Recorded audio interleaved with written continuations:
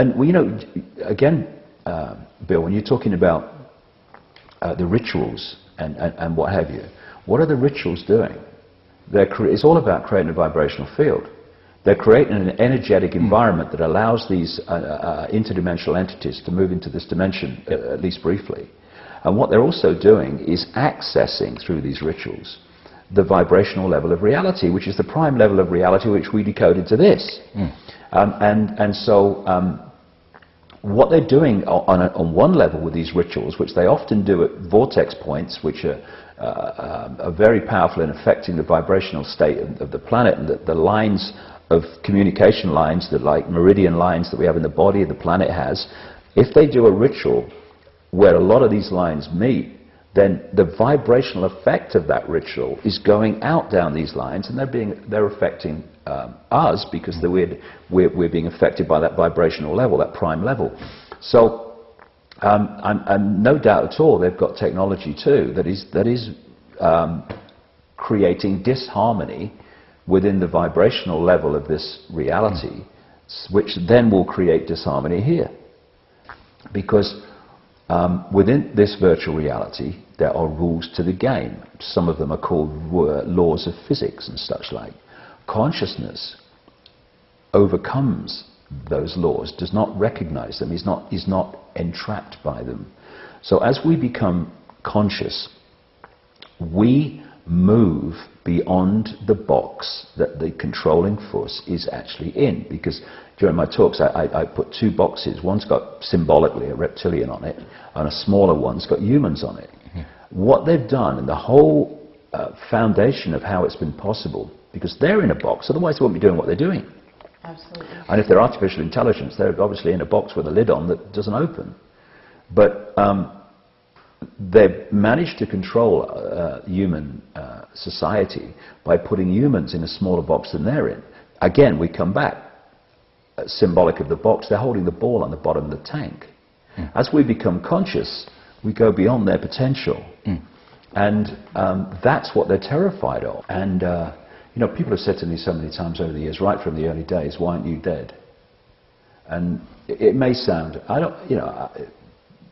can only say what I know deep inside. They can't.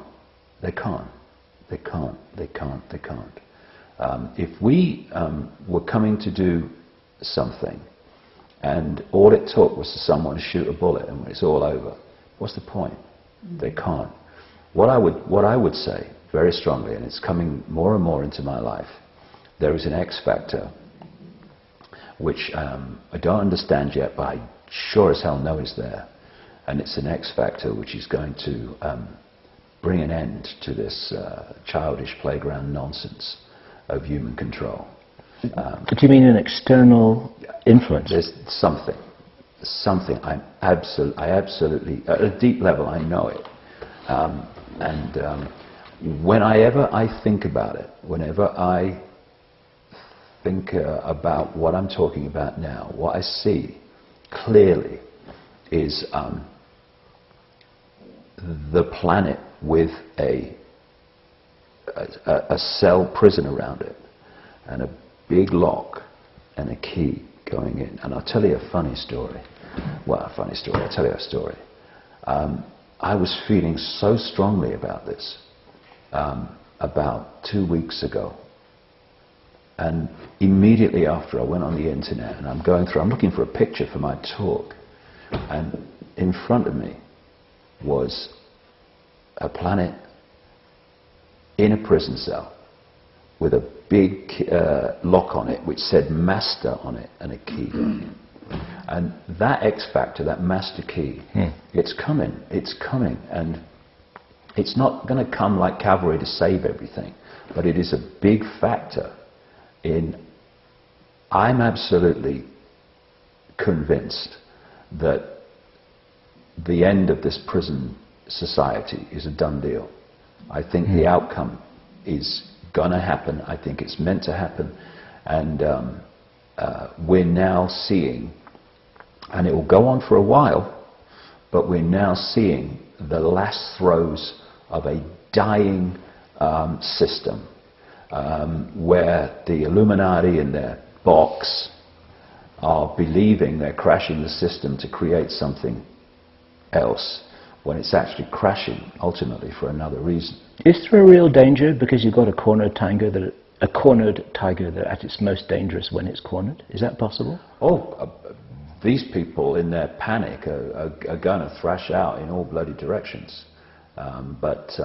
You know, that's just part of this transition from where we are to where we're going. And the thing is that, you know, you can look at the news and you can see the conspiracy moving on. In Britain it's just getting ridiculous. But what you don't see on the news, and therefore it's not in your awareness, is how fast the awakening from the amnesic sleep is moving on.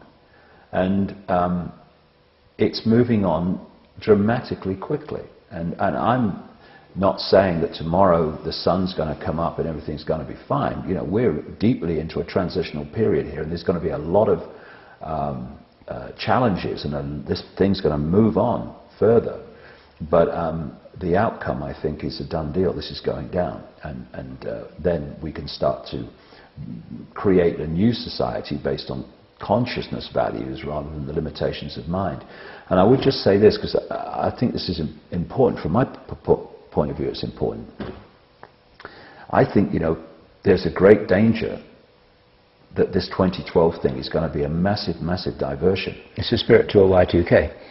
That's what I've called it, actually, a spiritual Y2K myself. And me, of all people, who saw a psychic in 1990 and was told that vibrational change was coming, I, of all people, should be saying, yeah, look, 2012, that's it, it's more evidence, the vibrational change, the transformation.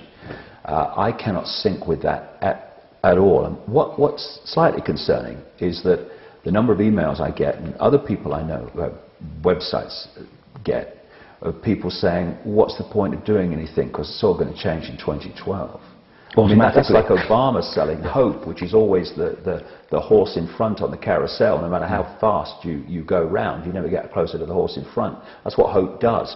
What hope is, especially in the way Obama uses it, and what Y2K 2012 has the deep potential of becoming, is a holding position, where people who could be doing something now just wait around. Again, what is 2012 symbolically? It's the cavalry coming. Exactly. Right? Yeah. Hey, the cavalry's here. It's not coming, it's here. Right. The cavalry needs to get on its horse, by the way, incidentally, and stop waiting for another one to come. It's exactly. I mean, it's like Neo in the place where he's at, where he realizes that he has the ability to become all that is, and therefore bullets pass through him because he's no longer there. Right. He's actually everywhere, and that, in a sense, I mean, I know it's words, but in a sense that is the key that we all hold. And what's happening, in a sense, is with the wave, there's actually a facilitation that's happening. We've been told by various people, but one in particular, Jake Simpson, who has been on the inside, talks about, regardless of how you view the future, this wave of energy is actually coming towards our planet, or you could view it as our planet solar system is moving into this energy. It is coming. So it's like if you're surfing and you know a wave is coming, there's whole groups of people on the planet getting ready to ride the wave.